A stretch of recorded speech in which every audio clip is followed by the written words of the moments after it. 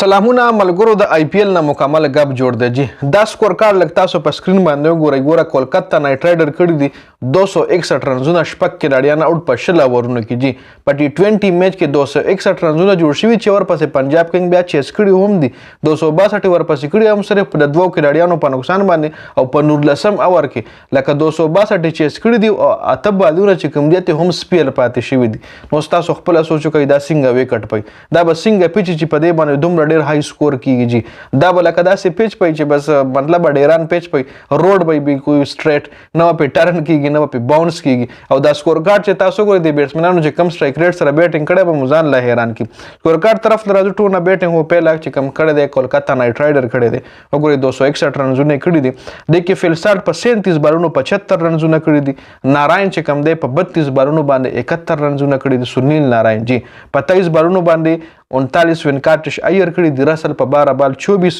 شریاس ایر په 10 بال 28 رنزونه کړي 280 سټرایک ریټ سره جی رینکو سنگ 4 بال 5 اور رمندیپ 3 بال 6 رنزونه کړي دي بالنګ تاسو ګورئ جی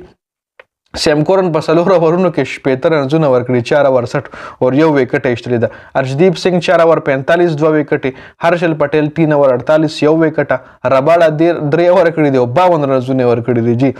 راہل چاهر 3 اور 33 رنز اور یو وکټ د پکې له خبالنګ کړي خې کانې می سره هرپریت براډ 2 اور 21 ود 9 وکټ اوس کتر راشي تاسو جی د پنجاب کنګ بیټینګ وګورئ بس دغه دوه کھلاډیان یوټ دي په 20 بالونو باندې 54 پربي سیمرن کړي دي او جونی بیرسټو په 48 بالونو باندې 108 رنزونه کړي دي جی جونی بیرسټو د انګلند کھلاډي دی جی رسو په 16 بال 26 کړي دي او ششنک سنگ چې کم دی د په 28 بالونو باندې 68 رنزونه کړي دي 242 سټرایک ریټ سره بیټینګ کړي دی جی بل ته بیرسټو چې کم دیغه 225 سټرایک ریټ سره بیټینګ کړي او نټ آوټ هم پاتې شوی دی 108 رنزونو باندې نټ آوټ پاتې شوی دی جی راځي تاسو د دې بالنګ لګو ګورئ د KKR بالنګ کمزور دی څنګه د پېښور زلمی په PSL کې بالنګ کمزور دی دا سه دی بالنګ هم لږ کمزور دی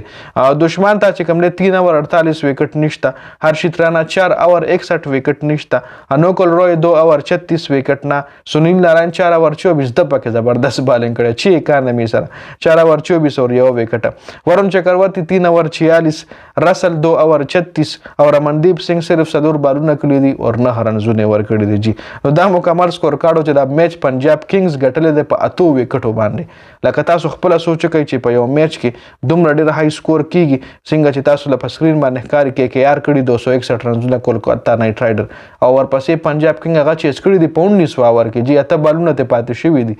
نو دا څنګه ټریکس دي دا څنګه پیچونه دي دا د IPL پیچز دي جی او په هر میچ کې دا 287 او سنرایزر حیدرآباد یو میچ کې جوړ کړی یو کې 266 یو کې 276 لکه هر میچ کې 200 پلس سکور کیږي او ورپسې چیس کیږي هم ډیر کم اورونه کې جی نو خیر دا خو د IPL بیګانی میچ سکور کارډو د ویډیو کتلو زیاته مننه جی والسلام